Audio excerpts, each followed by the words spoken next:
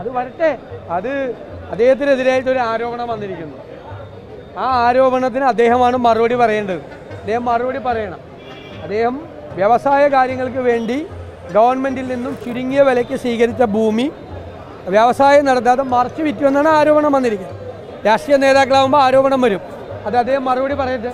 അദ്ദേഹം മറുപടി പറയണം. ഞാനല്ലാതെ അദ്ദേഹം മറുപടി പറയട്ടെ. അദ്ദേഹത്തിന് എന്താണ് പറയാനുള്ളതെന്ന് പറയട്ടെ. ഇതാണ് ആരോപണം. ആരോപണത്തിന് അദ്ദേഹം മറുപടി പറയും. എനിക്കൊന്നും മനസ്സിലാവുന്നില്ലല്ലോ. രാഷ്ട്രീയ നേതാക്കളാകുമ്പോൾ ആരോപണം വരും. ആ ആരോപണത്തിന് അദ്ദേഹം മറുപടി പറയട്ടെ. അദ്ദേഹത്തിന് എന്താണ് പറയാനുള്ളതെന്ന് പറയട്ടെ. വളരെ കൃത്യമാണല്ലോ. അതിനേക്കാളും വലിയത് അപ്പുറത്തോട്ട് പറയണ്ടല്ലോ. ആരായി പറയുന്നത്? സാക്ഷാൽ വി ഡി സതീശൻ. ഏത് വി ഡി സതീശൻ? നമ്മുടെ ബഹുമാനനായ പ്രതിപക്ഷ നേതാവേ, കോൺഗ്രസിന്റെ നിയമസഭാ കക്ഷി നേതാവായ വി ഡി സതീശൻ. ഏത് ചോദ്യത്തോടായിരുന്നു സതീശന്റെ ഈ പ്രതികരണം എന്നറിയണ്ടേ? BJP സംസ്ഥാന അധ്യക്ഷൻ രാജീവ് ചന്ദ്രശേഖറിന്റെ ഭൂമി തട്ടിപ്പിനെ കുറിച്ചുള്ള ചോദ്യത്തോട് എന്തൊരു കരുതലോടെയും സൗമ്യതയോടെയുമാണ് സതീശൻ പ്രതികരിച്ചത്. ഇടതുപക്ഷത്തെ ഏതെങ്കിലും ഒരു നേതാവിനെ കുറിച്ചാണ് ഇങ്ങനെ. ഇത്രത്തോളം പോലും വേണ്ട, ഒരാരോപണം വന്നിരുന്നെങ്കിൽ ഇതാകുമോ സതീശന്റെ പ്രതികരണം? ഇതാകുമോ അദ്ദേഹത്തിന്റെ ശരീരഭാഷ? വാളെടുത്ത് ഉറഞ്ഞു തുള്ളുമായിരുന്നില്ലേ ഈ സതീശൻ? വാർത്തയോ വസ്തുതയോ അന്വേഷിക്കാതെ കോൺഗ്രസുകാരെയും യൂത്ത് കോൺഗ്രസുകാരെയും തെരുവിലേക്ക് ഇറക്കി വിടില്ലായിരുന്നോ ഈ സതീശൻ?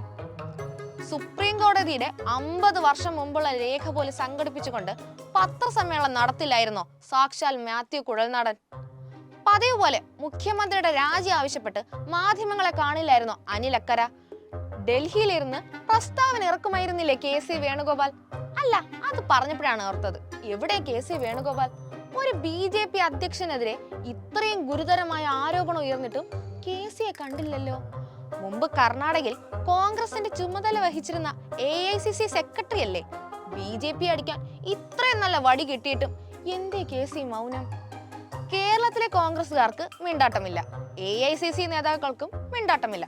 പോട്ടെ, നമ്മുടെ കർണാടകയിൽ പോലും ഈ വാർത്തയുമായി ബന്ധപ്പെട്ട് ഒരു കോൺഗ്രസ് നേതാവ് പോലും പ്രതികരിച്ചതായി വിവരമില്ല.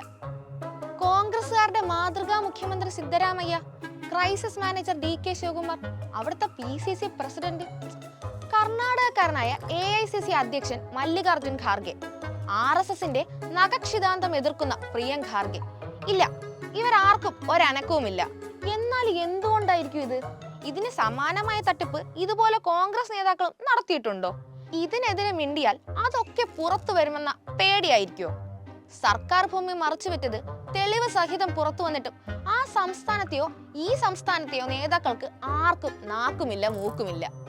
രാഹുൽജി ഇതൊന്നും അറിഞ്ഞ മട്ടില്ല, പ്രിയങ്കാജിക്ക് മിണ്ടാനാകില്ല. ഇതിലും വലിയ തട്ടിപ്പ് സ്വന്തം ഭർത്താവിന്റെ പേരിലുണ്ടേ. എങ്ങനെയുണ്ട്? ഇവരൊക്കെയാണ് ഈ രാജ്യത്ത് RSSനെയും BJPനെയും എതിർക്കാൻ നടക്കുന്നത്. ഒന്നും പറയാനില്ല. ജയ് ഹിന്ദ്.